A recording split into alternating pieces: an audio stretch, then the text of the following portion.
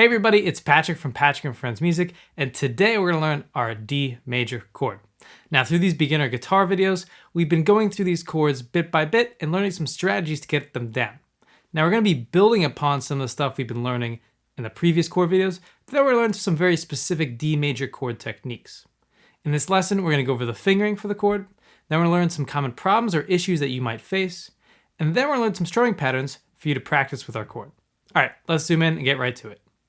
Okay, so for our D major chord, we're going to be using 3 fingers, our index, middle, and ring fingers.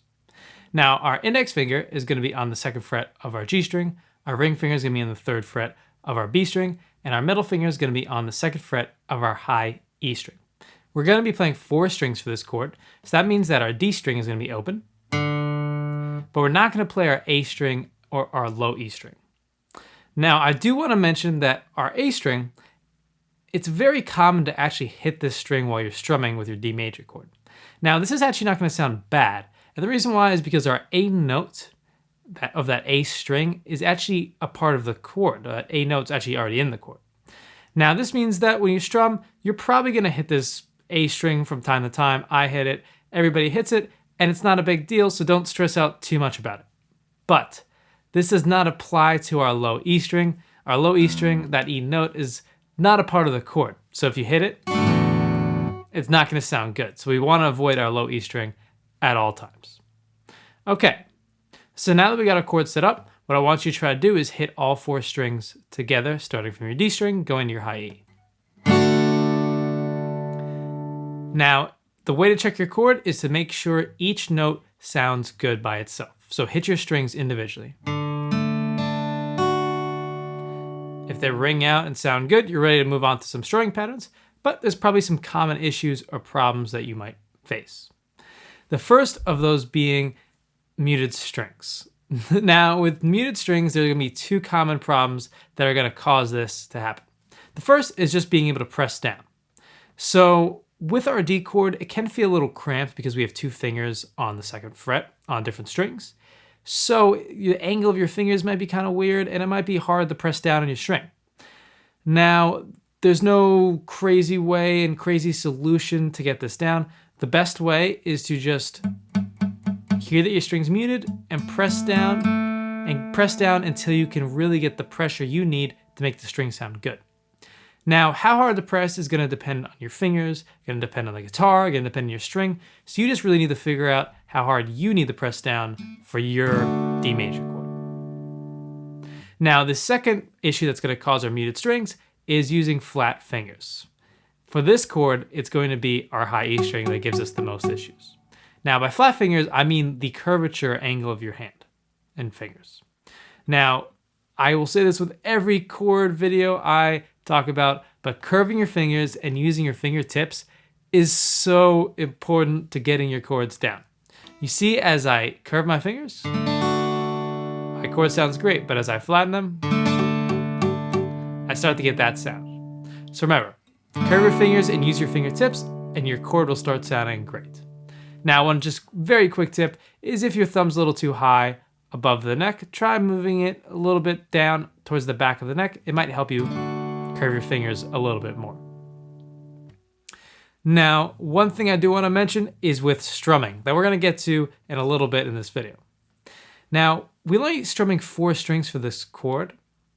So what that means is I want you to try to pull up and away from the guitar on your up strums, just a little bit. And the reason why I say this is because if we strum just like a normal chord, like an E minor, you're going to get all 6 strings. And this is not good, obviously, because we don't want that low E string in there. So on your up strums, just go a little up and away from the guitar, and it will really help you out.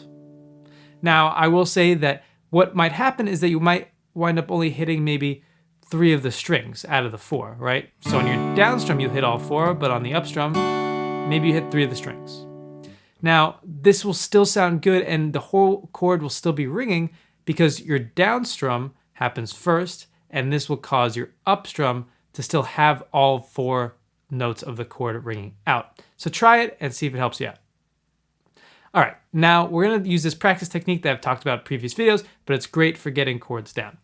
So what you're going to do is set up your chord. Make Make sure it sounds beautiful and nice, and then you're gonna pull your fingers off and put them back down again. Now you want the chord to sound good before and after. If you get that down consistently, you know your D major chord is gonna sound great. Now I will suggest for beginners to use one finger at a time. So when you set up your chord, pull off your fingers, put one finger down at a time. Now, for this chord, what I suggest is putting your index finger down first.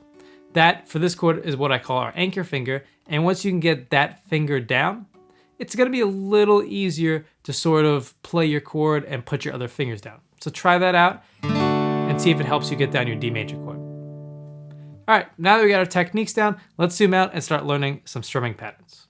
We're gonna learn 2 strumming patterns today for our D major chord, but you can use any strumming pattern you've learned, or maybe a strumming pattern from our previous video, or maybe something you come up with. But we're gonna use these 2 to sort of practice our D major chord. So our first strumming pattern is going to be down, down, up, or 1, 2, and 3, 4, and. Now I wanna mention that our third down strum on beat 3 gets held a little longer. It's gonna get held into the first half of beat 4, and then we're gonna come in with an up strum on the end of 4. Now, this is gonna feel a little weird when you play a strumming pattern just by itself once, but as we repeat it and loop it, that up strum on the end of 4 will feel a little more natural because it goes directly into our down strum on beat 1. Ready? Let's loop our strumming pattern with muted strings to get used to it. Down, down, up, down, up, down, down, up, down, up, down, down, up, down, up, 1, 2, and 3, 4, and 1, 2, and 3, 4, and 1, 2, and 3, 4, and. All right, let's set up our D major chord and try it. So remember, we're gonna put our index finger on the 2nd fret of our G string, our ring finger on the 3rd fret of our B string, and our middle finger on the 2nd fret of our high E string. Ready? Let's try our strumming pattern. Down, down, up. Or 1, 2, and 3, 4, and. Okay, now what we're gonna do is take our strumming pattern a little bit slower. We're gonna give ourselves a 4-beat count off and just try to loop our strumming pattern. Ready? Let's try it. 1, 2, 3, 4.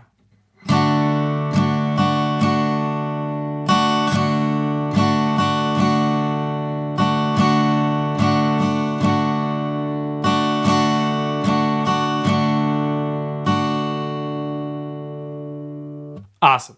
Let's try our second strumming pattern now. Okay, so our second strumming pattern is going to be down, up, up. Or 1, 2, and 3, 4, and. All right, so our first down strum actually gets held a little longer in this strumming pattern. It gets held for beat 1, and then it goes into the first half of beat 2, and we have an up strum that comes in on the end of 2. I just want you to watch out for that because it can be a little tricky. Okay, so let's mute our strings and loop our pattern. Ready? Down, up, down, up, down, up, down, up. 1, 2, and 3, 4, and 1, 2, and 3, 4, and. All right, let's set up our D major chord and try our pattern. Ready? Down, up, up. Or 1, 2, and 3, 4, and. Let's try it again. Down, up, up.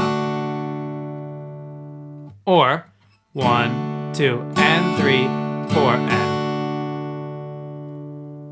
Awesome. Okay, now we're gonna take our strumming pattern a little bit slower. We're gonna give ourselves a 4-beat count off and try looping our strumming pattern on our D major chord. Ready? 1, 2, 3, 4.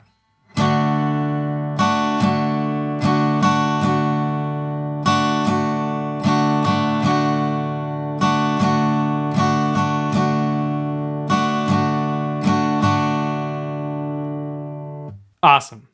Now, if you really enjoyed this video and our other videos on the Patrick & Friends Music Company channel, check out our Patreon page. A link will be provided in the description below. On our Patreon, you can find exclusive content and opportunities not available on YouTube, so go check it out.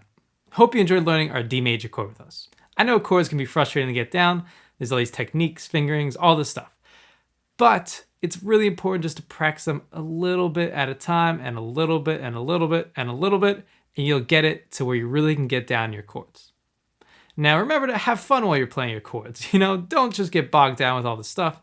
Really try to have fun, come up with your own strumming patterns, your own rhythms, your own maybe little songs, little riffs. Try to have fun and be creative. Hope to see you in the next video. But in the meantime, happy practicing.